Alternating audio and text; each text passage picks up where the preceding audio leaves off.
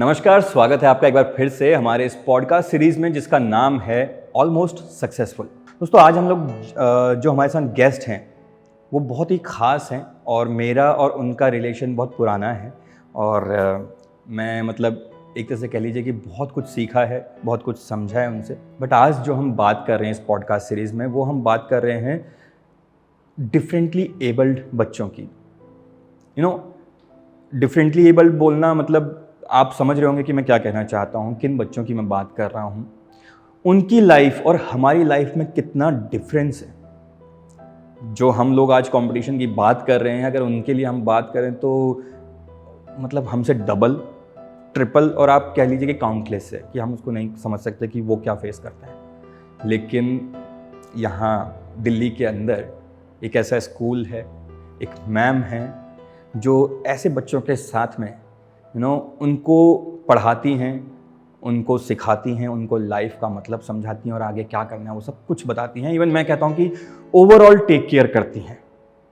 तो आज हम उन्हीं के बारे में जानेंगे, उनसे उनकी जर्नी के बारे में जानेंगे, उन बच्चों को कैसे वो टेक केयर करती हैं उसके बारे में जानेंगे, ताकि हम और आप लोग भी ये समझ सकें कि हम उनसे कितने मैं तो कहता हूँ हम बहुत पीछे हैं। वो लोग हमसे बहुत आगे का सोचते हैं, बहुत डिफरेंट तरीके से सोचते हैं। तो उसी के लिए चलिए मिलते हैं शिल्पा मैम से। Welcome ma'am. नमस्कार सर। तो मैम कि हमारी जो ऑडियंस है वो आपसे यही जानना चाहेगी कि किस तरह से आपने इस जर्नी को शुरू किया, कैसे आप उन बच्चों से कांटेक्ट में आई, आपको कैसे लगा कि मुझे इन बच्चों के लिए कुछ करना है। सर, मैं इस लाइन में ईयर 2000 में मैंने शुरू किया था। उस टाइम तो लोगों को पता ही नहीं था कि डिसेबिलिटी होती क्या है, डाउन सिंड्रोम बच्चे होते कैसे हैं, दिखते कैसे हैं। ऑटिज़म का नाम तो किसी ने सुना ही नहीं था, पता ही नहीं था इंडिया में ऑटिज़म होता क्या है। उस टाइम मैंने ये शुरू किया था। एक्चुअली मेरे पास ट्रेनिंग थी यूएस से, तो मन किया कुछ काम करना है और कुछ ऐसे करना है जो कोई नहीं कर रहा, क्योंकि उस टाइम तो जैसे आपको पता है उस टाइम तो किसी को पता ही नहीं था। तो किया, पर जो मेरे पास यूएस से ट्रेनिंग थी वो बहुत पुरानी ट्रेनिंग थी। तो यहाँ आके मेरे को इंडिया में आके फिर से कोर्सेज करने पड़े। उस टाइम फाउंडेशन कोर्स हुआ, ब्रिज कोर्स होता था स्पेशल एजुकेशन में, फिर फाउंडेशन कोर्स था वो किया, फिर बीएड किया। क्योंकि अमेरिका के जो कोर्सेज थे वो यहाँ पे वैलिड नहीं थे, कोई समझता नहीं था। हाँ, डिग्रीज थी, पर I am talking of the year 2000, 2003, 2004, उस टाइम की बात कर रही हूँ कि लोगों को पता ही नहीं था। तो यहाँ के मेरे ख्याल से सबसे पहला फर्स्ट या सेकेंड बैच था मध्य प्रदेश भोज ओपन यूनिवर्सिटी का, क्योंकि वैसे ऑनलाइन कोर्सेज थे और किसी के पास ये स्पेशल कोर्स होते ही नहीं थे उस टाइम। अब तो इग्नू वगैरह ने सबने कोर्सेज शुरू कर दिए, पर उस टाइम किसी के पास नहीं था। सो मध्य प्रदेश भोज ओपन यूनिवर्सिटी से मैंने ये कोर्स किया था, ऑनलाइन कोर्स किया था और 1.5 साल का कोर्स था। पर वो कोर्स ज़रूरी था अगर मेरे को आगे प्रोग्रेस करना है इसी लाइन में। तो 2003-2004 में मैंने ये कोर्स ख़त्म किया था। Then I joined Savera institute, Savera rehabilitation institute for children, Pitampura में है। तो as at the post of a principal जब मैंने इन बच्चों के साथ किया, तो मैं पहले दिन तो मैंने सोचा बाप रे, ये किस लाइन में मैं घुस आई हूँ। मैंने ऐसे बच्चे देखे ही नहीं थे, क्योंकि उस टाइम एक छोटी सी बिटिया थी, उस टाइम मेंटली चैलेंज बच्चा था, डिफरेंटली एबल्ड बच्चा था, उस टाइम बड़ी वायलेंट हो रही थी। वो फर्स्ट डे था, वो मैं कभी नहीं भूलूंगी। तो मैंने कहा मैं ये कर क्या रही हूँ। और घर वालों ने भी मेरे को एक बार बोला कि भाई तुमने कुछ करना है, कुछ काम करना है। तो उस time differently abled mentally challenge वगैरह कहते नहीं थे, कहते थे पागल बच्चे। तो पागल बच्चों के साथ तुमने क्या काम करना है, काम करो तो अच्छे पढ़े लिखे तो हो, कुछ अच्छा सा काम करो, अच्छी सैलरी भी होगी। क्योंकि इस लाइन में तो वैसे भी खास कोई गवर्नमेंट के स्पेशल स्कूल्स वगैरह में अब हुए हैं, गवर्नमेंट ने जब से मैंडेटरी किया है कि स्पेशल एजुकेटर्स स्कूल्स में हुए, पर उससे तो कुछ भी नहीं था। सैलरी भी 2, 2.5, 3 हज़ार से ज़्यादा होती नहीं थी। तो घर वाले कहते थे करना है तो अच्छी नौकरी करो, करना है तो बढ़िया काम करो, ये पागल बच्चों के साथ रह के क्या करने की ज़रूरत है। So that was the starting point in the year 2000-2001। From there बहुत आगे घूम चुके हैं, बहुत बच्चों के साथ काम कर चुके हैं, सारी डिसेबिलिटीज़ के साथ काम कर चुके हैं। Visually impaired, hearing impaired, autistic बच्चे, डाउन सिंड्रोम, मेंटली चैलेंज्ड, हर तरह के बच्चों के साथ काम किया है और बच्चे ये बड़े प्यारे होते हैं, बड़े सीधे बच्चे होते हैं, कोई छल कपट नहीं, किसी को चीटिंग नहीं करना, किसी को धोखा नहीं देना। भगवान ने इनके साथ धोखा किया है पर ये बच्चे किसी के साथ धोखा नहीं करते। जी मैम, मुझे आज भी वो टाइम याद है जब हमने एक वर्कशॉप की थी आपके स्कूल में, और वो थिएटर वर्कशॉप थी, और मुझे उस टाइम पर भी याद है कि मैं उन बच्चों से मिला था और किस तरह से उन बच्चों की जो सोच, मैं मतलब उस टाइम पे पूरा हिल गया था कि मतलब वो लोग इतना अलग सोचते हैं हम लोगों से, और मतलब उनकी लाइफ ही एकदम अलग है उनका। मुझे लगता है कि मतलब कहीं एक अलग उनकी एक दुनिया है जिसके अंदर वो अपना खुश हैं। ये तो हम लोग हैं जो शायद उनको एक अलग नज़र से देखते हैं, अदरवाइज़ उनकी सोच जो है वो हमसे बहुत ज़्यादा अच्छी और बहुत ज़्यादा मतलब साफ़ है।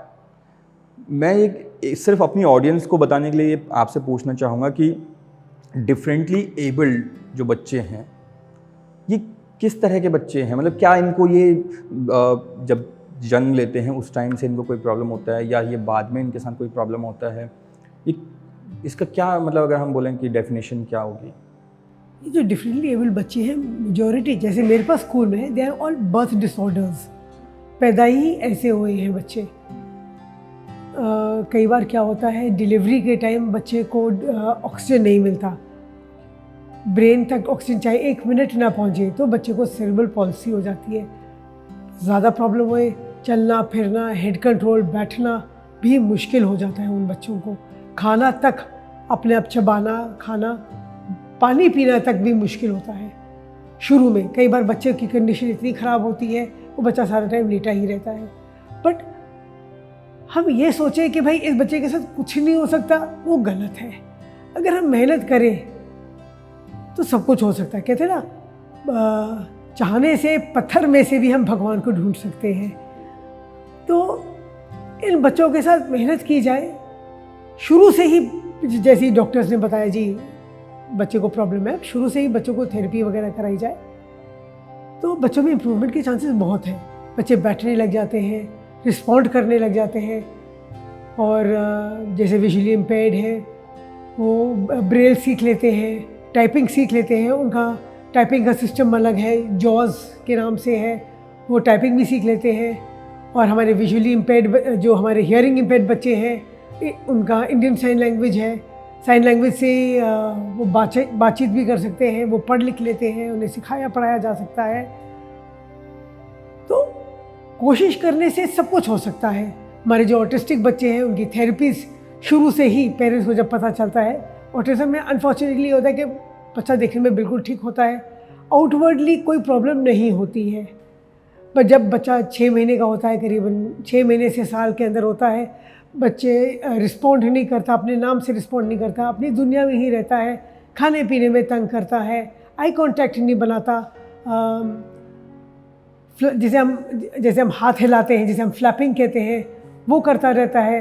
नीड बेस्ड होता है सब कुछ, उसकी इच्छाएं नीड बेस्ड होती है। जैसे भूख लगी है तो भूख के लिए रिस्पॉन्ड करेगा, वैसे बहन भाई आपस में लड़ रहे हैं कुछ तो उसे कोई फ़र्क नहीं पड़ रहा, मम्मी आई है नहीं आई है, पापा आए हैं नहीं आए, उसे कोई फ़र्क नहीं पड़ता।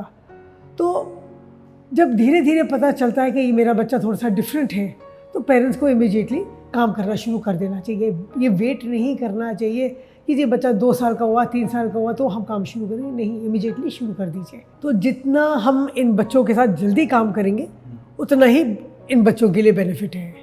मैम मैं यहाँ पर मतलब एक, मुझे नहीं पता पूछना चाहिए कि नहीं पूछना चाहिए, लेकिन एक क्वेश्चन दिमाग में आ रहा है कि जैसे आपने बोला कि जब बच्चा पैदा होता है तो स्टार्टिंग में पता नहीं चलता है क्योंकि वो देखने से एकदम नॉर्मल होता है, लेकिन जब पेरेंट्स को उसका पता चलता है कि उसके साथ कोई प्रॉब्लम है, चाहे वो रिस्पॉन्ड नहीं कर रहा है या सुन नहीं पा रहा है या देख नहीं पा रहा है या फिर आई कांटेक्ट नहीं बना रहा है, एंड सब चेकअप्स के बाद उसको पता चलता है कि बच्चे के साथ में ऐसा कुछ प्रॉब्लम है, तो वो एक्सेप्ट करने में उनको कितना प्रॉब्लम होता है, देन वो लोग उसको किस तरह से फिर। कौन सा पेरेंट चाहेगा कि मेरे घर में स्पेशल बच्चा पैदा हो? कोई भी नहीं चाहेगा। हम भगवान से नहीं लड़ सकते। अब बच्चा आ गया है तो अगर हमें बच्चे में रिज़ल्ट लाना है तो हमें एक्सेप्ट तो करना ही पड़ेगा। There are no 2 ways about it कि नहीं एक्सेप्ट करो तो चलता रहे, गाड़ी चलती रहेगी, वो गाड़ी नहीं चलेगी। हम सोचेंगे ये टाइम निकल जाएगा, वो टाइम नहीं निकलता। क्योंकि बच्चा जितनी डिले हम करेंगे उतना बच्चा पीछा होता जाएगा, क्योंकि बच्चे मेजॉरिटी ऑफ ये जो बच्चे हैं नॉर्मल स्कूल्स में तो नहीं चल सकते। चाहे गवर्नमेंट ने इंटीग्रेटेड सिस्टम शुरू किया है, चाहे आपके गवर्नमेंट स्कूल्स हैं, चाहे आपके पब्लिक स्कूल्स हैं, सब जगह गवर्नमेंट कहती है इंटीग्रेटेड सिस्टम कीजिए, स्पेशल बच्चे को नॉर्मल बच्चों के साथ बिठाइए, पर it is not practical, it's easier said than done. आप एक बच्चा जिसको ऑटिज़म है, जो अटेंशन बहुत ज़्यादा मांग रहा है और बाकी बच्चों की एकेडमिक्स चल रही है, तो टीचर बाकी बच्चों को देखेगी या एक स्पेशल बच्चे को देखेगी? वो कहना आसान है पर होता बहुत मुश्किल है। और वो बच्चा का वो जो टाइम निकल जाता है ना, वो बच्चा रिस्पॉन्ड करना भी बंद कर देता है, पीयर प्रेशर हो जाता है, बाकी बच्चे उसका मजाक उड़ाते हैं, तो बहुत प्रॉब्लम्स ये बच्चा फेस करता है। ये फील्स लेफ्ट आउट कि मेरे साथ तो कोई खेल नहीं रहा, मेरे साथ कोई रिस्पॉन्ड नहीं कर रहा, मेरा कोई हाथ नहीं पकड़ रहा, मेरे साथ कोई टिफ़िन नहीं शेयर कर रहा। वो बच्चे बड़े फील करते हैं और बच्चे ये समझते हैं। प्यार की भाषा तो हर बच्चा ही समझता है। तो मैम इससे जैसे बच्चा परेशान हो रहा है, स्कूल में उसका मजाक बन रहा है या जो भी उसको बुली कर रहे हैं लोग, इसका जितना असर बच्चे पर पड़ता है उतना ही असर पेरेंट्स पे भी पड़ता होगा। तो पेरेंट्स कहीं आपको लगता है कि जो अभी तक आपने एक्सपीरियंस किया उसमें ऐसा लगा कि बच्चों को भेजते ही नहीं स्कूल, चाहे वो स्पेशल स्कूल हो या नॉर्मल स्कूल हो, वो चाहते हैं कि बच्चा घर में ही रहे तो ठीक है, एटलीस्ट उसको कोई ऐसा प्रॉब्लम नहीं होगा, कोई बुली नहीं करेगा, इस तरह से भी कुछ आता है? सर बिल्कुल होते हैं, बिल्कुल चांसेस हैं ऐसे। तो ये होता क्या है कि पेरेंट्स को एक तो पीयर प्रेशर, सोसाइटी, तो हम सबके बच्चे जब 3 साल के होते हैं, 4 साल के होते हैं, फैमिली गेट टुगेदर वगैरह रिश्तेदारी में जाते हैं, सब पूछते जी बच्चा स्कूल जा रहा है, कौन से स्कूल जा रहा है, हम लोग पूछते हैं। तो ये स्पेशल बच्चे की माँ जो है उसे कोई पूछता है जी आपका बच्चा कहाँ जा रहा है, वो बोलेगा जैसे मेरा स्कूल है पास स्पेशल स्कूल, और ये स्पेशल स्कूल्स के आगे स्पेशल ज़रूर लगा होता है, चाहे आपके आशा किरण है या कुछ जो भी है, इनके स्पेशल या ऐसा कोई वर्ड लगा होता है कि फट पता चल जाता है कि ये बच्चा स्पेशल स्कूल में जा रहा है। तो वो स्टिग्मा पेरेंट्स के जो दिमाग में है कि मेरा बच्चा बाकी बच्चों से फ़र्क है, वो आना शुरू हो जाता है। फिर लोग भी पूछते हैं, हमारी सोसाइटी ऐसे है कि लोग पूछते अच्छा तुम्हारा बच्चा चलता नहीं है क्या, तुम्हारा बच्चा ऐसे नहीं करता, पढ़ाई नहीं करता, वो सुन नहीं सकता। तो वो पेरेंट्स को ये बातें बड़ी चुभती हैं, किसी भी पेरेंट को ये बातें चुभेंगी। और फिर बच्चा खेलने जाता है, थोड़ी जैसे ऑटिज्म का बच्चा है या और किसी प्रॉब्लम का बच्चा है, वो अटेंशन डेफिसिट जो बच्चे होते हैं, जिसे हम ADHD या ADD बच्चे बोलते हैं, तो एक जगह जो टिक के नहीं बैठते, भागते दौड़ते, तो आस पड़ोस के बच्चे भी कहते हैं यार ये तो इसके साथ खेलने में तो मज़ा ही नहीं आता, ये हमारे साथ क्रिकेट नहीं ढंग से खेलता, ये मेरे साथ बैडमिंटन नहीं खेलता, इसके हैंड कोऑर्डिनेशन ढंग से नहीं, इसके साथ खेलना ही नहीं है, इसका तो ध्यान ही रखना पड़ता है, इसके साथ नहीं खेलना। तो बच्चा कोने में बैठा रहता है, पेरेंट्स को बड़ा फील होता है कि ये कैसे हो रहा है। तो फिर नॉर्मल बच्चों के पेरेंट्स भी जाके माँ को समझाएंगे, रहने दे भाई, तो अपने बच्चे को घर में ही रख, लगा जाएगी। तो माँ को फील तो होता है, कौन सी माँ है जिसको दुनिया की बातों से नहीं फील होगा कि मेरे बच्चे में कुछ फ़र्क है। तो मैम ऐसा क्या मतलब अभी हम लोग कर सकते हैं कि सोसाइटी में उन बच्चों को एक जो भी हम कहते हैं कि बुली करते हैं, सब कुछ पता होते हुए भी हम लोगों को, बट स्कूल में जो बच्चे हैं उनके फ्रेंड्स बनते हैं नहीं बनते हैं, उनको हम लोग कैसे समझाएं? टीचर्स को उसमें हम लोग क्या उनका रोल देखते हैं कि वो उनको समझाएं कि बुली नहीं करना है, उसका अपना कुछ एक इशू है या प्रॉब्लम है, जो भी है, जो वो नहीं समझ पा रहा है चीज़ों को या नहीं आपकी तरह नॉर्मल बिहेव कर पा रहा है। तो ऐसे में हम लोग क्या कर सकते हैं कि हम जो नॉर्मल बच्चे हैं, जो नॉर्मल लोग हैं, हम उनके साथ में उनको उसी तरह से ट्रीट करें? See I would advise regular schools, चाहे आपका DPS है, चाहे आपका APJ स्कूल है, चाहे कोई भी आपका स्कूल है या गवर्नमेंट स्कूल से क्यों ना हो, उन्हें स्पेशल स्कूल्स के साथ इंटरेक्ट करवाइए। क्योंकि स्पेशल स्कूल में बच्चा अपना कंफर्ट जोन में है, तो वहाँ पे बड़ा अच्छा रिस्पॉन्ड करता है, गेम्स भी खेल रहा है, पढ़ाई भी कर रहा है, सब कुछ कर रहा है। उस बच्चे को कंफर्ट जोन से थोड़ा सा बाहर निकालेंगे स्पेशल बच्चे को, तो वो अनईजी होएगा। तो हमें नॉर्मल बच्चे जिनको कोई फ़र्क नहीं पड़ता कि उनका कंफर्ट जोन थोड़ा सा चेंज हो या नहीं, तो उनको स्पेशल स्कूल्स में लाया जाए, उन्हें इंट्रोड्यूस कराया जाए, उनके साथ गेम्स करवाए जाए। जैसे हम इंटीग्रेटेड गेम्स होती है, स्पेशल ओलंपिक्स भारत करवाता है, इंटीग्रेटेड गेम्स करवाता है। तो इन नॉर्मल बच्चों को स्पेशल बच्चों के साथ गेम्स करवानी चाहिए, एक्टिविटीज़ करानी चाहिए, वर्कशॉप्स करानी चाहिए, थिएटर वर्कशॉप्स करानी चाहिए, कि उन बच्चों को भी लगे कि यार ये बच्चे तो कर सकते हैं, हमारे दिमाग की बात है ना कि ये बच्चा नहीं कर सकता, ये बच्चे तो हमसे अच्छा कर सकते हैं। हम फिर अपने मोबाइल्स में अपने फ्रेंड्स से बातें करते रहेंगे, पर ये बच्चा बहुत ज़्यादा कॉन्सेंट्रेट करके वो एक्टिविटी पूरी करता है और गलती भी नहीं करता है। हम फिर गलती कर लेंगे, वो बच्चा गलती भी नहीं करता है। तो then that acceptance slowly begins to develop. Schools में मेंटर्स, कॉम्पिटिशन्स होए, कुछ होए, नॉर्मल बच्चों को मेंटर्स बनाइए कि भाई आप मेंटोर हैं, इस बच्चे के रिले हो रहा है, रेसेस हो रही है, आप व्हील चेयर रेसेस हो रही है और व्हील चेयर लेके आप भागिए, तो बच्चों में बॉन्डिंग शुरू हो जाएगी। उनको लगेगा कि ये हमारे सोसाइटी का ही पार्ट है, ये हमारी जैसे ही है, इन बच्चों की भी दो आंखें हैं, नाक है, मुंह है, ये बच्चे भी बातें करते हैं, नहीं बातें करते तो अपनी इच्छाएं किसी तरह से एक्सप्रेस कर ही लेते हैं। तो तभी होएगा, जब तक हम नॉर्मल स्कूल्स को हम स्पेशल स्कूल्स के साथ ज्वाइन नहीं करेंगे तो हम रिजल्ट नहीं दे पाएंगे। राइट। टीचर्स भी देखती है, टीचर्स भी फिर एग्जांपल देती है, देखो वो बच्चा ने याद कर लिया ना तो तुम भी क्यों नहीं कर सकते। तो नॉर्मल बच्चों में और बूस्टिंग भी होएगी, विल पावर भी उन बच्चों में डेवलप होएगी, which is a plus point for the special needs children. तो इकट्ठे मिल के हमने काम करना है, we are part of this society. हम एक ही देश के बच्चे हैं, हमें फ़र्क नहीं करना चाहिए, चाहे हम विजुअली इम्पेयर्ड चाहे हियरिंग इम्पेयर्ड होए। जब हमारे हियरिंग इम्पेयर्ड बच्चे साइन लैंग्वेज में बातें करते हैं, उन बच्चों को लगता है यार ये तो बातें कर रहे हैं, ये लोग साइन लैंग्वेज में बातें कर रहे हैं, ये बातें इतनी इशारों से, हाथों से फटाफट बातें करते हैं, ये तो हम भी नहीं कर सकते। So it is a very nice experience. Normal children also tend to accept these children in that वे।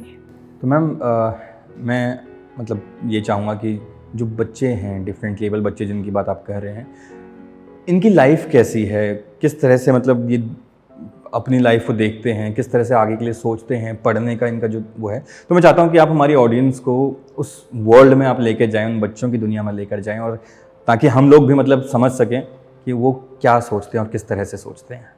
बच्चे आखिर बच्चे ही होते हैं, ये अपने बहन भाई कज़न्स वगैरह को देखते हैं तो इनकी भी इच्छाएं होती हैं कि हम भी आगे बढ़े, हमारी भी नौकरियां होएं, जॉब्स हमारी लगे, हम भी पैसे कमाएं, शादी होए, जिनको समझ आ जाती है। शादी का मतलब इनको नहीं मालूम। ये जैसे हम छोटे होते छोटे बच्चे कहते हैं ना, गुड्डे गुड्डी का खेल होता है, तो इनके लिए यही है कि एक लड़की घर में आ गई, तैयार होए, कोई जो रिस्पॉन्सिबिलिटीज़ वगैरह होती है, आगे फैमिली बढ़ाना, वो इन लोगों को काफ़ी हद तक नहीं समझ आती। हाँ, हियरिंग इम्पेयर्ड और विजुअली इम्पेयर्ड बच्चों की बात अलग है, पर बाकी बच्चों को इतना नहीं समझ आता। और मैंने कई बार नोट भी किया इस लाइन में कि एक हियरिंग इम्पेयर्ड बच्चा प्रेफर करेगा एक हियरिंग इम्पेयर्ड के साथ ही शादी करना, या विजुअली इम्पेयर्ड प्रेफर करेगा विजुअली इम्पेयर्ड के साथ ही, क्योंकि एक तो एक्सेप्टेंस की बात होती है, इज़ वेरी रेयर है, 1000 में से 5 या 10 केसेस होंगे जो एक नॉर्मल बंदे ने एक डिफरेंटली एबल्ड के साथ शादी ब्याह किया हो। तो they have their own life, they are very happy the way they are, खुश हैं, क्योंकि एक तो इतना एक्सपोजर नहीं है जैसे हमारे नॉर्मल बच्चे हैं, आपके आईपॉड्स पे लगे रहते हैं और गूगल पे चले गए, कोई चीज़ पता कर लिया। इन बच्चों का तो एक्सपोजर है ही नहीं। जब एक्सपोजर ही नहीं है तो वो अपनी दुनिया में बड़े खुश हैं, उन्हें टाइम से खाना मिल जाता है, टाइम से उन्हें चीज़ें मिल जाती है, जो छोटी छोटी ज़रूरतें हैं उनकी पूरी हो जाती है। नॉर्मल बच्चा एक चॉकलेट दे के बोलेगा फिर से चॉकलेट मिल गई, पर ये बच्चा एक टॉफ़ी से ही खुश हो जाता है। They are so simple. जैसे आपको मैंने पहले भी कहा था, इन बच्चों में कोई छल कपट नहीं है, कोई चीटिंग नहीं है, ये धोखा देना नहीं जानते, ये बड़े अच्छे बच्चे होते हैं। ये कहते हैं भगवान के बच्चे, ये बिल्कुल भगवान के बच्चे हैं। मैम जैसे हम लोग जब हम स्कूल में जाते हैं, एक छोटा बच्चा स्कूल जाता है तो हम उसकी आप पेरेंटिंग की बात करें तो पेरेंट्स स्टार्टिंग से ही उसको एक बताना शुरू करते हैं कि आप ऐसे पढ़ना है, ऐसे करना है, देन आप ये सब्जेक्ट लेते हैं, जैसे जैसे स्कूल में आप जाते हैं तो वो गाइड करते हैं उनको। तो बच्चे के अंदर भी वो चीज़ें अपने आप आना शुरू होती हैं और वो खुद से सोचना शुरू करता है कि if you interested in science, maths और आर्ट्स, तो वो उस हिसाब से अपने आप को आगे लेके जाता है। इन बच्चों के साथ में वैसा है या इनके साथ कुछ और तरीके से हम लोग ट्रीट करते हैं इनको, ये उनके अंदर खुद से क्या ये आता है समझ कि मुझे पढ़ना है और मुझे पढ़ के मुझे कुछ बनना है, मुझे डॉक्टर बनना है, मुझे इंजीनियर बनना है, व्हाटएवर तो ऐसा कुछ उनके अंदर रहता है। See, majority of these children cannot study too much. ज़्यादा से ज़्यादा बच्चे ज़्यादा नहीं पढ़ सकते। अनफॉर्चुनेटली स्पेशल स्कूल्स के एग्ज़ाम्स की वैल्यू भी इतनी नहीं है हमारी कंट्री में। तो हम लोग क्या करते हैं, गवर्नमेंट के सेंटर्स जो NIOS नेशनल ओपन स्कूल, उनके साथ हम कोलैबोरेट कर लेते हैं। तो कोलैबोरेट करके बच्चों को क्लास 3, क्लास 5, क्लास 8 के गवर्नमेंट के सर्टिफिकेशन हम करवा देते हैं, 10th और 12th के भी करवा देते हैं। जो बच्चे पढ़ सकते हैं उन्हें पढ़ाया जाता है। नॉर्मल बच्चा साइंस भी कर लेगा, SST भी कर लेगा। SST का जो आपका जो 6th standard onwards history, geography, civics वगैरह सारा हो जाता है। ये बच्चे इतना नहीं याद कर सकते, ये लोग कंफ्यूज हो जाते हैं, लर्निंग कैपेसिटी इन बच्चों की कम होती है। तो हम कोशिश यही करते हैं कि इन सब्जेक्ट जो मुश्किल सब्जेक्ट्स हैं इनसे बच्चों को दूरी रखें, क्योंकि अगर बच्चा नहीं कर पाता तो जो थोड़ा बहुत कर भी रहा है उससे भी उसे लगता है यार मेरे से तो होएगा ही नहीं, मैं तो पढ़ ही नहीं सकता हूँ, तो वो बच्चा पीछे और चला जाता है। तो हम कोशिश यही करते हैं कि जो बच्चा कर सकता है तो उसी लाइन में हम बच्चे को आगे लेके जाएं। हमारे जो हियरिंग इम्पेयर्ड बच्चे भी हैं, हमारे विजुअली इम्पेयर्ड बच्चे भी हैं, हम उनके साथ भी यही कोशिश करते हैं कि ईजियर सब्जेक्ट्स करवाए जाए। जैसे आपका हिंदी, गवर्नमेंट की तरफ से हिंदी, इंग्लिश, मैथमेटिक्स क्लास 8 तक तो कंपलसरी है। तो बाकी जो सब्जेक्ट्स होते हैं जैसे SST हो गया, SST में हिस्ट्री, ज्योग्राफी, सिविक्स वगैरह इतना डिटेल न करा के बिल्कुल मेन पॉइंट्स, मेन सब्जेक्ट जो हमें मालूम है कि इन्हीं टॉपिक्स के ऊपर एग्जाम्स होंगे, इन्हीं टॉपिक के पे क्वेश्चंस पूछे जाएंगे, वही कराया जाता है कि शॉर्ट आंसर्स में बच्चों को याद कराया जाए। लॉन्ग आंसर्स ये बच्चे कर नहीं सकते। इन बच्चों की लॉन्ग टर्म मेमोरी में प्रॉब्लम होता है, ये भूल जाते हैं, बार बार वही चीज़ करानी पड़ती है। हियरिंग इम्पेयर्ड बच्चों के लिए इतने सारे वर्ड्स साइन लैंग्वेज में है ही नहीं कि हम इनको इतनी कॉम्प्लिकेटेड चीज़ें जैसे रेनबो वगैरह हम करवाएं। तो और हर एक के साथ, जैसे हियरिंग इम्पेयर्ड बच्चों की बात कर रही हूँ, तो इतनी पिक्चर्स से करवाना कई बार बड़ी मुश्किल हो जाती है क्योंकि इतने साइंस हैं ही नहीं। तो जितना हम लोग करवा सकते हैं, जितना ये बच्चे समझ सकते हैं, हम उतना ही कराते हैं। मैम, इनका फ्यूचर का जैसे बात हम पहले भी बात कर रहे थे कि फ्यूचर कैसे हम इनका देखते हैं। लाइक अगर इनको कहीं कुछ काम करना हो, जॉब करनी हो, अपनी लाइफ आगे वो करना है किसी बच्चे को, तो उस तरह से कैसे क्या क्या फील्ड्स उनके लिए होते हैं?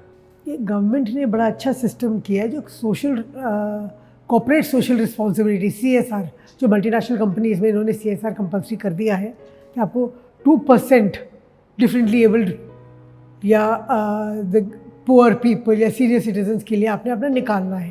That is a very big plus point that the government has done. So इससे होता क्या है, जो मल्टीनेशनल कंपनीज हैं, होटल्स वगैरह हैं, उनको कुछ लोग इस लाइन के रखने ही पड़ते हैं compulsory, they have to show it.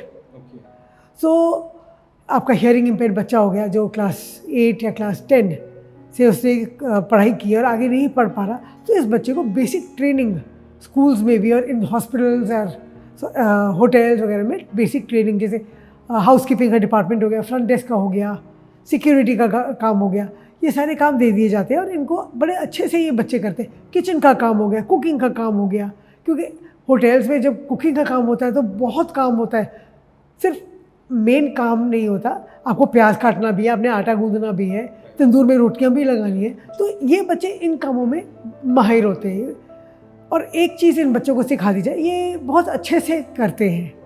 Housekeeping के डिपार्टमेंट्स हैं होटल्स में, मल्टीनेशनल कंपनीज़ में, सब जगह आजकल हाउसकीपिंग होता है, ये बच्चे बड़े अच्छे से करते हैं। और नॉर्मल लोग बड़े रिजिड होते हैं, जी हमने 9 से 5 बजे ही काम करना है। इन बच्चों को इतना फ़र्क नहीं पड़ता, आप 8:30 बजे भी बुला लेंगे, 8:30 बजे भी आ जाएंगे, 5 से 5:30, 5:45 तक भी इन बच्चों को रख लेंगे, कर लेते हैं। But I would request everybody, don't exploit these children. कई बार इन बच्चों को पता नहीं चलता है, एक्स्ट्रा काम करवा दिया जाता है और इनको ओवर टाइम भी नहीं मिलता है, पर ये मत कीजिए। कुछ इंसेंटिव दे दीजिए इन बच्चों को, कुछ किसी तरह का मोटिवेशन दे दीजिए, कोई सर्टिफिकेशन दे दीजिए, दे आर हैप्पी। छोटी छोटी चीज़ों से ये बच्चे खुश हो जाते हैं। हमारे ऑटिस्टिक बच्चे ये इस लाइन में आ सकते हैं, हमारे हियरिंग इम्पेयर्ड बच्चे आ सकते हैं, हमारे विजुअली इम्पेयर्ड बच्चे आ सकते हैं, सेरेब्रल पॉलिसी या मेंटली सेरेब्रल पॉलिसी वाले बच्चे जो जिनको चलना फिरने में प्रॉब्लम है, जिनको हाथ नहीं काम करते, वो काम उनका दिमाग बिल्कुल ठीक है, वो स्पीच उनकी ठीक है, वो इन कामों में आ सकते हैं। तो जो बच्चा काम में आ सकता है तो उन्हें हम काम में हमें लाना चाहिए। मैम अभी जैसे आप जैसे स्कूल रन करते हैं उपासना स्पेशल स्कूल, तो जो वहाँ टीचर्स हैं, क्या वो टीचर्स भी एक स्पेशल ट्रेनिंग लेकर उन बच्चों के लिए वहाँ पर आते हैं, या फिर हम किसी भी टीचर को, हम लोग जैसे जो टीचर्स हैं ऑलरेडी, अगर मान लीजिए मैं ही हूँ सपोज़ कि मैं जुड़ना चाहता हूँ और उन बच्चों के साथ उनको करना चाहता हूँ, तो क्या मुझे कोई ट्रेनिंग की ज़रूरत है, या फिर मैं डायरेक्ट वहाँ पर आकर, क्योंकि मेरा विल है कि मैं उनको कुछ सिखाऊं, कुछ उनके साथ काम करूं, तो उसमें गवर्नमेंट या पब्लिक सेक्टर में इस तरह की क्या चीज़ें हैं जिनके थ्रू आप ट्रेनिंग ले सकते हैं और इन बच्चों से जुड़ सकते हैं? मैम आज की डेट में ना इग्नू ने कोर्सेज निकाले हुए हैं, जो स्पेशल एजुकेशन में कोर्सेज हैं, आप वहाँ से कर लीजिए। हमारे नॉर्थ दिल्ली में इंस्टीट्यूट है, अष्टवक्रा है, विजन इंस्टीट्यूट है, साउथ दिल्ली वसंत विहार में है, तमन्ना वालों ने निकाला हुआ है, एक्शन फॉर ऑटिज्म है। ये काफ़ी सारे इंस्टीट्यूट्स हैं जिन्होंने ये कोर्सेज निकाले हुए हैं, और यहाँ से आप लोग कोर्स कीजिए। गवर्नमेंट अब ये पहले जब मैंने किया था तो 1.5 साल का कोर्स, अब 3-3.5 साल का कोर्स कर दिया है।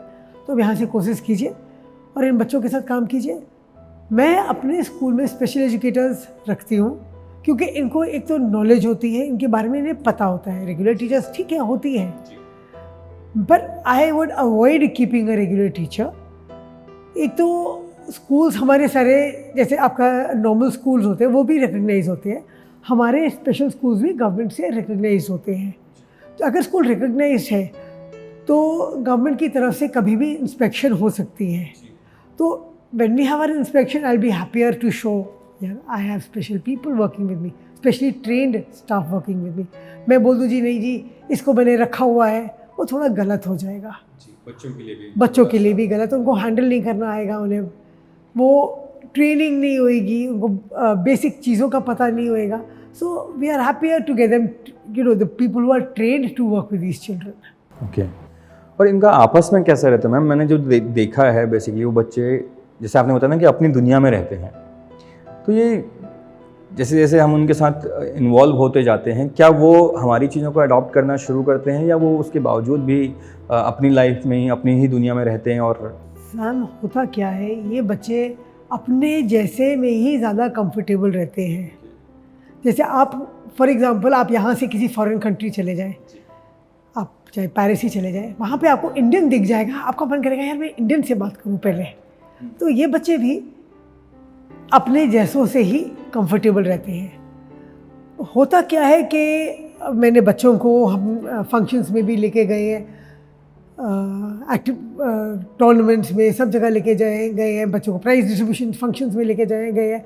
बच्चे जब जैसे स्टेज के पास बैठे होते हैं, आगे पीछे लोग बैठे जो बिल्कुल नॉर्मल है, बच्चे आपस में साइन लैंग्वेज में या किसी तरह बात कर रहे हैं, तो वो लोग डिस्टर्ब होते हैं, उनको बोलना पड़ता है भाई ये बच्चा स्पेशल है, इसे समझ नहीं आ रहा, आप प्लीज़ कोऑपरेट कीजिए, हल्ला मत मचाइए, इनके ऊपर उंगली मत उठाइए, ये भी फील करते हैं। तो ये बच्चे अपनी ही दुनिया में ज़्यादा कंफर्टेबल होते हैं।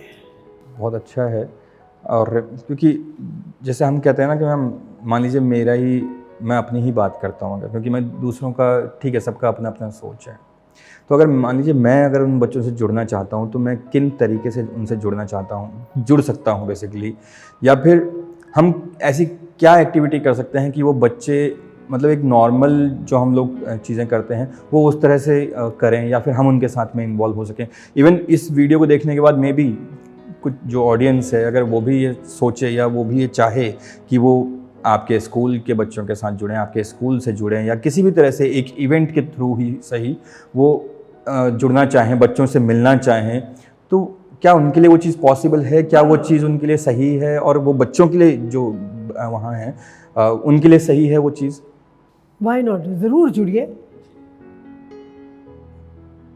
कई बार क्या होता है, हमें लगता है कि भगवान के घर जाके हमने भगवान को जवाब क्या देना है, हमारी इंडियन मेंटालिटी तो यही है ना कि भाई आगे जाके होगा क्या, तो हम कुछ अच्छा ही करते हैं तो लगता है यार ये अच्छा काम किया, हमारी इतनी बुराइयाँ वो हमारी कवर हो जाती है ये एक अच्छा काम करने से। इंडियन मेंटालिटी जो मेन हमारी है, ह्यूमैनिटेरियन ग्राउंड से भी जैसे अगर हम सोचें तो ज़रूर जुड़िए, इन बच्चों के साथ जुड़िए, इन बच्चों को अच्छा भी लगता है। ये नहीं कि सिर्फ आइए स्कूल्स में आइए बच्चों को टॉफ़ीज़ चॉकलेट्स चिप्स डिस्ट्रीब्यूट करके सोचे कि जी हमारी ड्यूटी पूरी हो गई है, अपने बर्थडे पे आके हमने कुछ बांट दिया तो हो गया, पूरा हो गया। टाइम स्पेंड कीजिए, पूरा दिन स्पेंड कीजिए, उनके साथ गेम्स खेलिए, उनको भी अच्छा लगेगा, आपको भी अच्छा लगेगा, आपको अच्छा लगेगा कि मैंने कुछ अच्छा काम किया। I mean it is rewarding. Normal बच्चों के साथ हम जब काम करते हैं तो हम कहते हैं आज इस बच्चे ने, टीचर भी बोल देगी आज इसने ये कर दिया, ऐसे इतने सारे मैंने गुड दे दिए, 50 बच्चों की क्लास में मैंने इतने बच्चों ने अच्छा रिजल्ट किया, इतने मेरे पास हो गए। पर जब हम इन बच्चों को के साथ काम करते हैं, हमारे पास कितनी बार ऐसे बच्चे आते हैं जो बैठते भी नहीं हैं, आई कॉन्टैक्ट डेवलप करते, चलते नहीं हैं, ड्रूलिंग होती है, ड्रूलिंग मैंने थूक निकलता रहता है। 6-8 महीने में, साल में हमें लगता है बच्चा एक जगह बैठने लग गया है, अपनी सलाइवा स्वॉलो करने लग गया है, थोड़ा आई कांटेक्ट बच्चे का डेवलप हो गया। मैं अलग अलग बच्चों की बात कर रही हूँ, मैं एक बच्चे की बात नहीं कर रही। तो छोटी छोटी ही माइलस्टोन्स हमारे बच्चे अचीव करते हैं, हमें लगता है यार कि ये तो बहुत बढ़िया काम हमने कर दिया, जो अंदर से खुशी मिलती है, which is much more than money can buy. क्योंकि पैसा तो एक हाथ की माँ है, हमारे हाथ की माँ है, एक आज आपके हाथ में है, कल मेरे हाथ में होएगी। पर इन बच्चों के साथ काम करने के बाद जो सेटिस्फैक्शन मिलती है, नॉर्मल बच्चे के साथ काम करने में भी इतनी सेटिस्फैक्शन नहीं मिलती जो इन बच्चों के साथ मिलती है। अभी मेरा एक जो क्वेश्चन है वो बेसिकली ये है कि जो पेरेंट्स हैं और जो टीचर्स हैं, क्योंकि हम अमूमन देखते हैं कि जो हम नॉर्मल स्कूल्स की भी बात करें तो वहाँ पर भी ये क्वेश्चन बहुत आता है कि पेरेंट्स का होता है कि बच्चों पे टीचर ध्यान नहीं दे रहे हैं, टीचर का होता है कि बच्चे मतलब पेरेंट्स ध्यान नहीं देते हैं या फिर उनको सही गाइडेंस नहीं देते हैं। तो ये चीज़ें क्या इन बच्चों के साथ में रहती हैं? आप लोगों के साथ में कभी आपने ऐसी चीज़ें फेस की हैं स्कूल में कि टीचर पेरेंट्स आते हैं एंड वो बोलते हैं कि ये अभी भी मतलब सही से ट्रीट नहीं कर रहा है या आप सही से नहीं पढ़ाते हैं? बिल्कुल होता है। पेरेंट्स आते हैं हमारे पास, हम ये अभी तक रिजल्ट नहीं आया, अभी तक कोई फ़र्क नहीं पड़ा, 6 महीने हो गए, साल हो गया, बच्चे में अभी तक रिजल्ट नहीं आया। फिर हम पेरेंट्स को समझाते हैं कि ताली एक हाथ से नहीं बजती, आप घर में तो कुछ कर ही नहीं रहे हो, आप सारा हमारे ऊपर छोड़ दिया है, हमने जो कराया है वो तो हमने करा दिया क्योंकि हमारी पूरी टीम लगी हुई है। एक बच्चे के साथ एक बंदा नहीं लगा, पूरी टीम लगी होती है। पर आप घर जाके वही बच्चे को आप टीवी के सामने बिठा दिया, वही आपका काम चल रहा है, बच्चा टीवी के सामने बैठा है, आप अपनी दिनचर्या वैसी चल रही है, तो you leave all the responsibility onto us. How will you expect us to get any result? तो जैसे नॉर्मल बच्चे को होमवर्क कराया जाता है तो आप भी इस बच्चे को भी होमवर्क कराइए ना, स्कूल के साथ इन टच में रहिए कि क्या क्या एक्टिविटीज़ हो रही हैं, क्या क्या काम हो रहा है। रेगुलर जैसे स्कूल की PTMs वगैरह होती है, 90% स्पेशल स्कूल में हर 2 महीने हर 3 महीने में PTM होती है। या आप बहुत ज़्यादा इंटरेस्टेड हैं, आपका एकेडमिक वाला बच्चा, ज़्यादा इंटरेक्ट कीजिए तो और आके मिलिए कि कहाँ कहाँ बच्चे को प्रॉब्लम हो रही है, कहाँ कहाँ आप रिज़ल्ट दे सकते हैं, तो कहाँ हम इम्प्रूवमेंट और ला सकते हैं। ये पेरेंट्स का है, हम नॉर्मल बच्चों के लिए हम इतना करते हैं, और स्पेशल बच्चों के लिए क्यों नहीं कर सकते हैं? उनको तो इवन और एक्स्ट्रा टाइम चाहिए। बिल्कुल एक्स्ट्रा टाइम चाहिए जी। तो ये काफ़ी टफ हो जाता है, मतलब एक आंसर करना कि पेरेंट्स का फॉल्ट है या टीचर का फॉल्ट है, आई डोंट नो, बट कहीं ना कहीं बच्चे पे भी डिपेंड करता है एंड ये पेरेंट्स और टीचर्स दोनों का एक मतलब इवन तीनों का ही मुझे लगता है कि joint effort, it's a very big joint effort. जी। कई बार क्या होता है, हम नॉर्मल बच्चों के साथ भी देखते हैं, कई बच्चे होते हैं स्कूल में बड़े इंट्रोवर्ट होते हैं, घर में बड़े एक्सट्रोवर्ट होते हैं, घर में दादागिरी करते हैं घर के बहन भाइयों के ऊपर, और स्कूल में जाके बिल्कुल सीधे साधे चुप करके बैठे रहते हैं। ये नॉर्मल स्पेशल बच्चों के साथ भी होता है, और स्पेशल बच्चों के साथ ये होता है कि शैतानी बहुत करते हैं। क्यों करते हैं भैया? क्योंकि उनका दिमाग चल रहा है। अगर किसी बच्चे का दिमाग चल रहा है तो उस बच्चे का दिमाग हमें चैनलाइज करना है ना, ये थोड़ी कि तोड़ फोड़ में इधर कूदने वूदने में उसका ध्यान लगे, उसे एक्टिविटीज़ कराइए। बहुत सारे आजकल पजल्स है, गेम्स है, वो करवाइए। हम जब स्कूल्स में करवा रहे हैं तो पेरेंट्स को घर में भी करवाने चाहिए। छोटी छोटी एक्टिविटीज़ है, पेरेंट्स के साथ मदर को लगता है जी मेरे पास टाइम नहीं है, घर के इतने काम होते हैं, ठीक है वो मत कीजिए, एकेडमिकली मत कीजिए, आप बच्चे को अपने साथ इन्वॉल्व कीजिए। आप कपड़े धो रहे हैं, बच्चे को सबके घर में आज की डेट में वॉशिंग मशीन है, बच्चे को बोलो वॉशिंग मशीन लोड करो, बच्चे को लगेगा मैंने मम्मी का काम किया है। पापा काम से आए, पापा को पानी पिलाओ, एक ग्लास ट्रे पे बैलेंस करके स्पेशल बच्चे को जाना, पानी से भरा हुआ ग्लास, वो भी बहुत बड़ा टास्क है। और चल के जाना, पापा को देना, वो ग्लास उठा के फिर किचन में वापस रखना, it is an activity in itself. पानी की बोतल भर के रखना आई हैंड कोऑर्डिनेशन की एक्टिविटी है। ये छोटे छोटे काम से ही बच्चों में इम्प्रूवमेंट आने लग जाती है। हम लोग स्कूल्स में कराते हैं, आप लोग घर में कराइए ना। राइट। हम मदर कहती मेरे पास बिल्कुल टाइम नहीं है, हम बिल्कुल पेरेंट्स को सिंपल एक्टिविटीज़ कहते हैं। सर्दियों में आप मटर खरीदते हैं, मटर के दाने निकालते हैं ना, मदर क्यों निकाल रही, बिठाओ ना स्पेशल बच्चे को, एक तो एक जगह बैठेगा, आई हैंड कोऑर्डिनेशन की एक्टिविटी होगी, मटर के दाने निकालेगा, कुछ खुद खाएगा, कुछ कटोरी में डालेगा, एक्टिविटी की एक्टिविटी हो गई। धनिया तोड़ दिया, पुदीना तोड़ दिया, चीज़ें सॉर्ट कर दी, चम्मच सॉर्ट कर दी, खाने बना दिया आपने, कड़छी चम्मच कांटे आपने सॉर्ट करने के लिए बच्चे को दे दिए, सब कुछ मिक्स करके दे दिया। हम सब्जियां खरीदने जाते हैं, सब कुछ एक बोरी में डाल के दे दीजिए, बड़े पैकेट में डाल के दे दीजिए, बच्चे को बोलिए जी आलू प्याज टमाटर आप अलग अलग सॉर्ट करो, मम्मी का काम भी कम हो गया, बच्चे की एक्टिविटी हो गई। Gross motor fine motor skills पे बच्चे का काम हो गया, आई हैंड कोऑर्डिनेशन की एक्टिविटी हो गई, बच्चा टिक के भी बैठ गया और ये काम हो गया। तो ये छोटी छोटी चीज़ें हमें अपने आप सोचना चाहिए। घर में पौधे सबके लगे होते हैं, 4 पौधे लगे, 5 गमले लगे हुए, उनको पानी दीजिए ना। आप खुद क्यों देते हो, आपके लिए ठीक है वो 2 मिनट का काम है, बच्चे के लिए 15 मिनट का काम, पर बच्चा वो 15 मिनट इन्वॉल्व है। और बच्चा जब ये करता है ये काम, बच्चे को लगता है यार मैंने ये काम किया है, और वही काम घर वालों को बताइए, कॉन्फिडेंस आता है, कॉन्फिडेंस आता है। घर रात को पापा आएंगे, उनको बताइए, दादा दादी आते हैं, नाना नानी है, भाई ये घर के पौधों को खुद पानी देता है, ये सबको पानी पिलाता है, ये सब्जियों की सॉटी करता है। उनको लगता है हाँ भाई मैं कुछ कर सकता हूँ, I am capable of something. मौका हमने देना है, रास्ते हमने ढूंढने हैं, इन बच्चों के लिए हमने करना है, इनका कसूर नहीं है, ये ऐसे पैदा हुए हैं, it is not their fault and it is not the fault of the parents either. हम किसी भी उंगली उठाएं वो गलत है, हम किसी भी उंगली नहीं उठा सकते। इन बच्चों को हमें स्ट्रीमलाइन करना है, इन्हें अपनी दुनिया में लाना है, तो वो जॉइंट एफर्ट है सोसाइटी, फैमिली, सबकी। तो मैम अभी जैसे आपने बताया कि 2000 से आप इस स्कूल को रन कर रहे हैं, मतलब इस तरह से आप बच्चों को, स्पेशल बच्चों को आप ट्रीट कर रहे हैं, उनका टेक केयर कर रहे हैं, उनको एजुकेट कर रहे हैं, तो मतलब इसमें किस तरह के चैलेंजेस आपने अभी तक फेस किए हैं? क्योंकि पेरेंट्स की तरफ से एक अलग एक्सपेक्टेशंस होती हैं, बच्चों की एक अलग एक्सपेक्टेशन होती है, आपका खुद का एक अपना एक सेट गोल होता है कि हमें बच्चों को इस तरह से करना है। कई बार हम लोग उस गोल तक हम पहुंच पाते हैं, कई बार हम नहीं पहुंच पाते हैं, कई बार पेरेंट्स की जो एक्सपेक्टेशंस होती है हम उनको मीट नहीं कर पाते हैं, ऑल तो ये जानते हुए भी कि वो पॉसिबल नहीं है, या फिर वो पॉसिबल हो सकता है अगर हम उसको और एक्स्ट्रा टाइम दें तो इस तरह की बहुत सारी चैलेंजेस होंगे, तो उन पर आप क्या कहना चाहते हैं? स्पेशल स्कूल चलाना और इन बच्चों के साथ काम करना आसान काम नहीं है।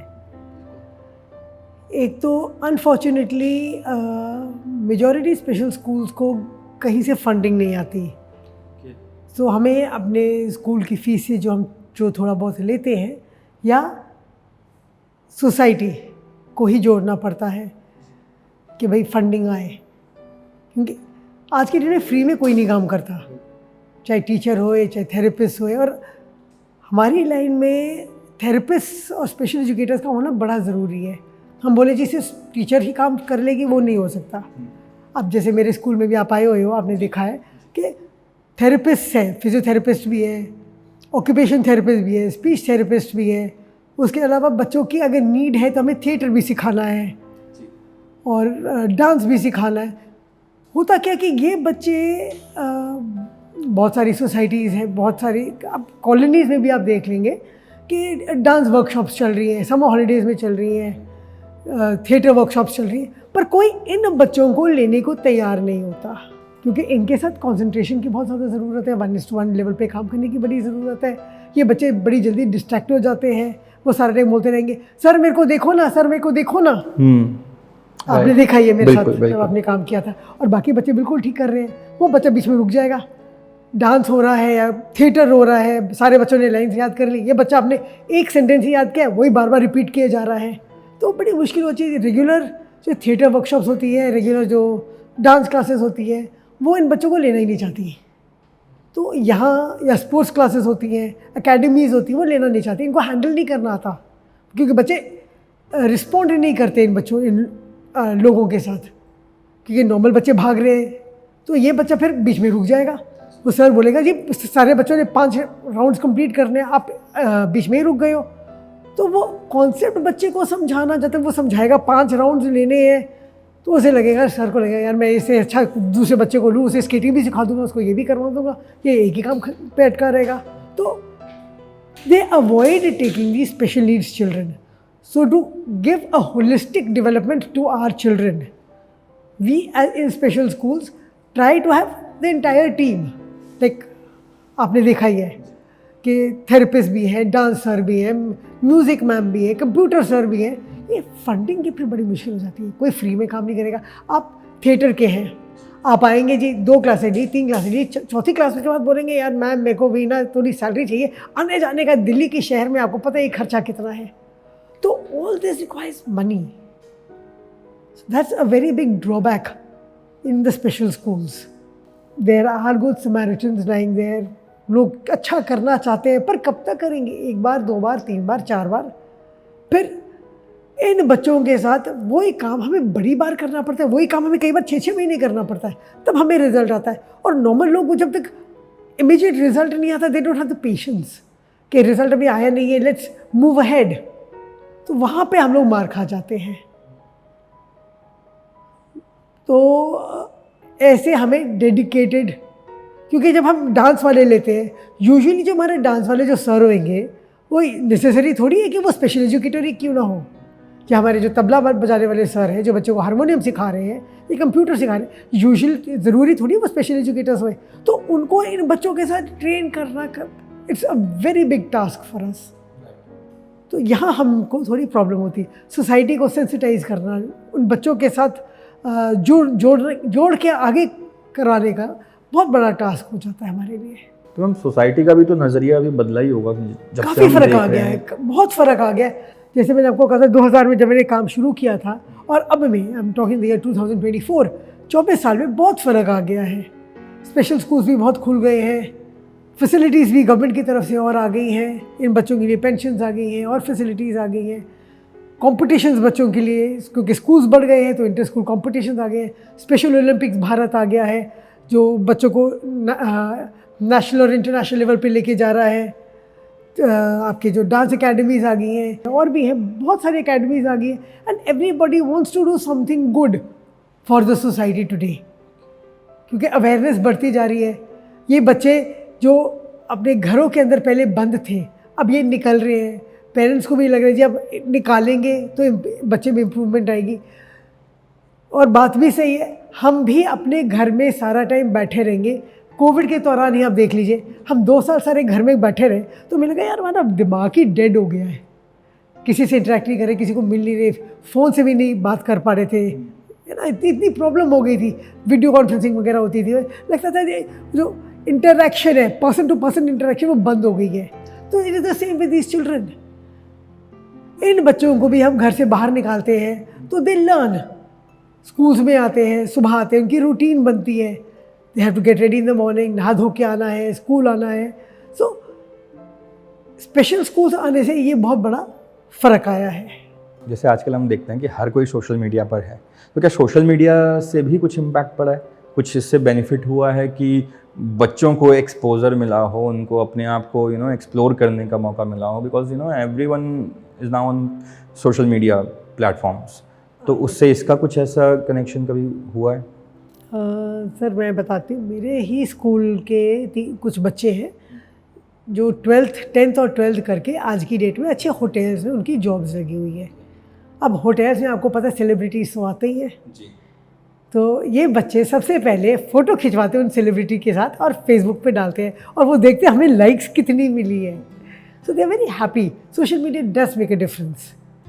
इन a positive way, In a मतलब यहाँ पे positive हम way, बोल सकते हैं yes. कि इनके साथ में थोड़ा सा, क्योंकि वो बिल्कुल। उनके लिए एंटरटेनिंग है और उनके लिए वो फन भी होता है, और दूसरा मास के साथ जुड़ने का एक उनके लिए जरिया है। और उसके अलावा जैसे मैंने आपको कहा, जैसे मेरे बच्चों के साथ सेलिब्रिटीज़ के साथ फोटोग्राफ्स है, और उनकी जब फोटोग्राफ्स आती है, जैसे एक बच्चे के पीछे मेरे ख्याल से शाहरुख खान जी के साथ फोटोग्राफ थी, he had visited the Lalit hotel, और उस बच्चे ने उसके साथ उनके साथ पीछे फोटोग्राफ खिंचवाई थी। ये कुछ महीने पहले की बात है। तो शाहरुख खान जी का भी काफ़ी ज़्यादा हुआ, और ये इस बच्चे का भी काफ़ी हुआ। सो it is a win win situation for everybody. बच्चे के लिए भी हुआ और उनके लिए भी हुआ कि ये भी इनके साथ जुड़े हुए। चलिए एटलीस्ट कहीं तो सोशल मीडिया कुछ अच्छा काम कर रहा है, अदरवाइज बिल्कुल। एडिक्शन के अलावा बाकी हम लोगों की लाइफ में और कुछ है नहीं वो, क्योंकि बिल्कुल बिल्कुल। एटलीस्ट कि यहाँ पर वो चीज़ थोड़ा सा पॉजिटिव हम लोग देख रहे हैं। अब आगे नवंबर में रेसेस होती हैं। देयर इज़ मेरे ख्याल से ये आपके पेप्सी वाले करवाते हैं, जिसमें हमारे कोई अच्छे सेलिब्रिटीज़ उस रेस में पार्ट लेते हैं, मैराथन्स जो होती हैं हमारी। तो इन बच्चों को साथ लेके ही किया जाता है। The inauguration is with a special needs child who is carrying the torch. तो it is a plus point for the special child. He is getting motivation, he feels I am part of the society, I am part of everybody, people want to be clicked with me, and उनके लिए भी अच्छा होता है। Ma'am last में हम यही कहेंगे कि आप अगर कुछ सोसाइटी से आप कुछ कोई मैसेज देना चाहते हैं हमारी ऑडियंस को कि कैसे इन बच्चों के साथ जुड़ना चाहिए या कैसे जुड़ सकते हैं, या कुछ भी सपोर्ट की बात कहें, वो एक मैसेज आप हमारी ऑडियंस को दे सकते हैं। मैंने पहले भी बोला था, ये कोई नहीं चाहेगा कि मेरे घर में एक स्पेशल बच्चा पैदा हो, और पेरेंट्स भी नहीं चाहेंगे कि मेरे घर में स्पेशल बच्चा हो, पर अब हो गया तो ठीक है। रिश्तेदारों को उस फैमिली को धुकारना नहीं चाहिए, उन्हें अपने साथ लेके चलना चाहिए। पेरेंट्स कितनी बार ऑटिस्टिक बच्चे के पेरेंट्स बोलते हैं, मैम हमारी तो सोसाइटी के साथ कट ऑफ ही हो गया है, नान के दाद के जाना ही बंद हो गया है, फैमिली फंक्शंस में जाना ही बंद हो गया है। इसमें घर वालों को सपोर्ट देना चाहिए, चाहे नान के हैं, चाहे दाद के हैं, चाहे बाकी मामा मामी चाचा चाची हैं, फ्रेंड सर्कल है, उन्हें बोलना चाहिए जी आपने, आपके बच्चे की दवाइयों का टाइम है, आप जैसे हमारी फॉरेन कंट्रीज़ में होता है, आपने निकलना है, आप निकलो, हमारे साथ आओ, हम किसी को छोड़ देंगे उस बच्चे के साथ, घंटा हम उस बच्चे के साथ रात को रह जाएंगे, आप आराम से अपना एंजॉय करके वापस आ जाइए। आप भी निकलिए, आप भी मिलो, सबको मिलो, बच्चों को भी निकालिए, क्योंकि कई बार पेरेंट्स को लगता है हमारे लिए तो सोसाइटी ही इस बच्चे के कारण ख़त्म हो गई है। वाई? हम अगर पेरेंट को लगेगा कि मेरी ज़िंदगी इस बच्चे के साथ ख़त्म हो गई है, तो वो अपनी फ्रस्ट्रेशन जो होती है वो बच्चे के ऊपर पेरेंट निकालता है, इरिटेट हो जाता है। इसमें सोसाइटी का बहुत बड़ा हाथ है। जैसे मैंने बोला, जैसे फॉरेन कंट्रीज़ में है वो बेबी सिटिंग सिस्टम होता है, तो इन बच्चों के लिए भी कीजिए ना। बच्चे को नानी के घर छोड़ दीजिए, बुआ के घर छोड़ दीजिए, मासी के घर छोड़ दीजिए, और पेरेंट्स निकले। इसमें सोसाइटी विल हेल्प यू। इकट्ठे मिलके हमें इन बच्चों को पालना है, इकट्ठे मिलके ही करना है। ये थोड़ी कि जिसकी जेब में पैसे हैं वो ही करे। गरीब आदमी का भी बच्चा स्पेशल हो सकता है, अमीर आदमी का भी हो सकता है। ज़रूरी थोड़ी आपके पास नानीज आयाज इन बच्चों के लिए होए। तो society has to do it for these children also. And ma'am Upasana special school क्या सपोर्ट चाहता है, बिकॉज हमारा जो शो है ऑलमोस्ट सक्सेसफुल, हम इसमें यही बात करते हैं कि जिस जर्नी पर हम हैं उस जर्नी पर लोग हमसे जुड़ें, उस जर्नी के साथ जुड़ें। तो वो क्या कुछ अगर आप उपासना स्पेशल स्कूल के लिए कुछ सपोर्ट चाहते हैं या लोगों से आप कुछ अपील करना चाहते हैं कि इस तरह से हमसे जुड़ सकते हैं, तो वो एक बार आप कह सकते हैं। सर आपने वो कहानी सुनी होगी जिसमें एक आदमी फिशिंग करता है और मछलियाँ पकड़ता है। एक दिन मछली पकड़ेगा, 2 दिन पकड़ेगा, 3 दिन पकड़ेगा, पर जब तक वो अपने बच्चों को सिखाता नहीं है वो उसकी लेगेसी नहीं चलती है। हम चाहते हैं हम तो ट्रेन कर देंगे, आज इन बच्चों के लिए हम कर देंगे, पर कल क्या? कल के लिए हम सोसाइटी से अपील करते हैं कि हेल्प कीजिए। जो बच्चे कुछ लेवल तक अपनी ज़िंदगी में नॉर्मल हो जाते हैं, इनको जॉब दीजिए। हम ये नहीं कह रहे 50,000 की जॉब दीजिए, 1 लाख की दीजिए, नहीं। स्टार्टिंग कीजिए, 10,000 की दीजिए, 12,000 की दीजिए, इनको भी लगे जी हम कुछ कर सकते हैं, we are worthy of something. छोटे मोटे काम है, कंपनीज़ में, फैक्ट्रीज़ में इतने काम होते हैं जो हम अनस्किल्ड लेबर से हम करवाते हैं, ऐसे एक आध बच्चे को भी रखिए ना। कोई काम छोटा नहीं होता, कोई बच्चा छोटा नहीं है, इसमें हमें भेदभाव भी नहीं करना चाहिए कि ये गरीब आदमी का बच्चा है या ये अमीर का बच्चा है, या ये डाउन सिंड्रोम है या ये मेंटली चैलेंज है। हम मौका तो दें। मौका देने से कहते हैं ना, खोटा सिक्का भी चल पड़ता है, क्या पता वो बच्चा चल पड़े। और at the end of the day I think we feel happy कि हम इतने लोगों को की ज़िंदगी बदल रहे हैं। एक बच्चे की भी हम ज़िंदगी बदलेंगे, स्पेशल बच्चे की, तो उससे ज़्यादा खुशी मिलेगी। तो हम यही सोसाइटी को बोलते हैं, इन बच्चों को भी रिहैबिलिटेट करने में हमें हेल्प कीजिए।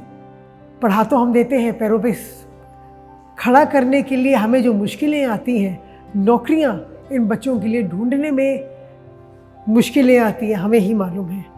कई लोग देखते हैं जी ये बच्चा सीख गया है 15 दिन, महीना, 2 महीना, पर कहते हैं जी कॉन्सेंट्रेट नहीं कर पाता, बहुत ज़्यादा हमें काम करना पड़ रहा है, तो हटा दो इस बच्चे को।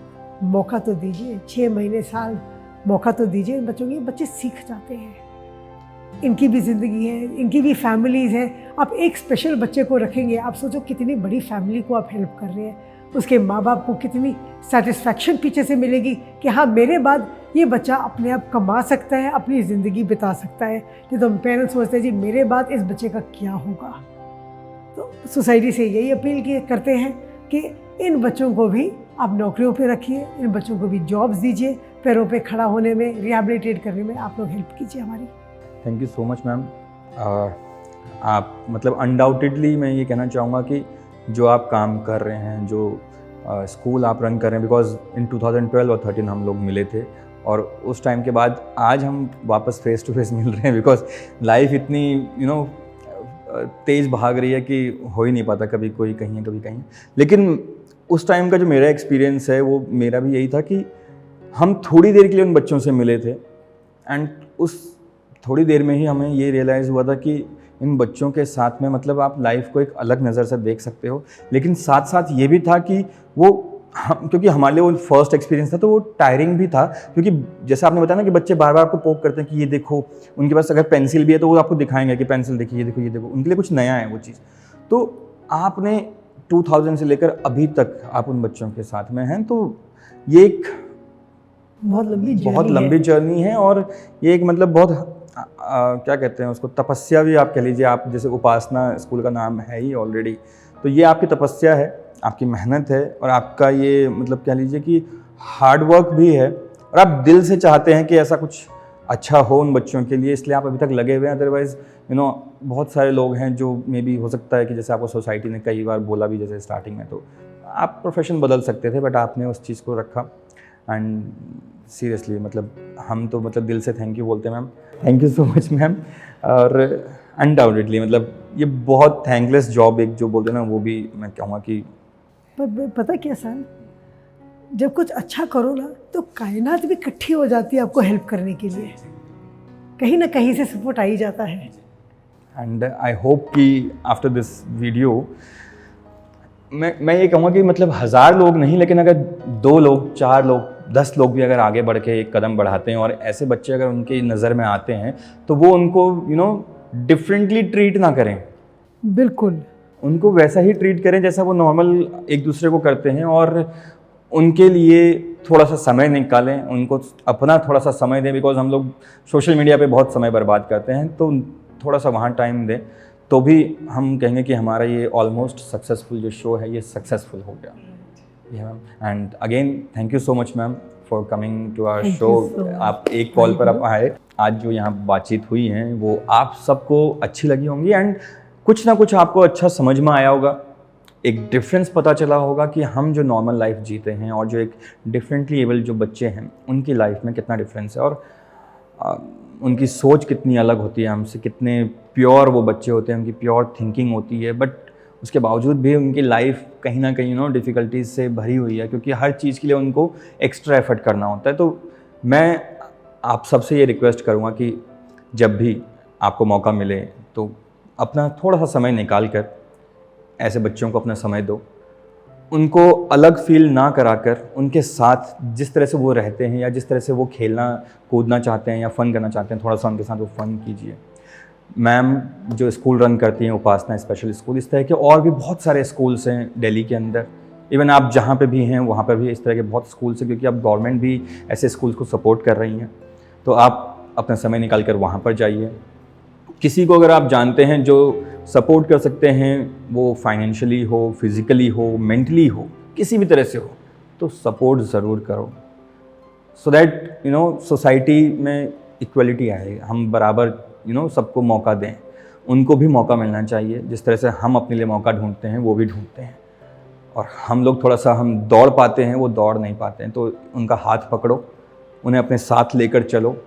यही हमारे इस पॉडकास्ट का मकसद है। और thank you so much ma'am. Thank you so much audience. इस वीडियो को लाइक कीजिए, शेयर कीजिए, सब्सक्राइब कीजिए, चैनल को सब्सक्राइब कीजिए, और इस तरह की बहुत सारी वीडियोस जो आपको कहीं ना कहीं थोड़ा सा तो मोटिवेट ज़रूर करेंगी, तो वो मिस ना हो, इसलिए बेल आइकन भी प्रेस कर दीजिए और जितना हो सके इसको शेयर कीजिए। Thank you so much. अगले एपिसोड में फिर मिलेंगे एक और नए गेस्ट के साथ। तब तक के लिए इंतज़ार कीजिए, इस वीडियो को शेयर कीजिए। थैंक यू, नमस्कार।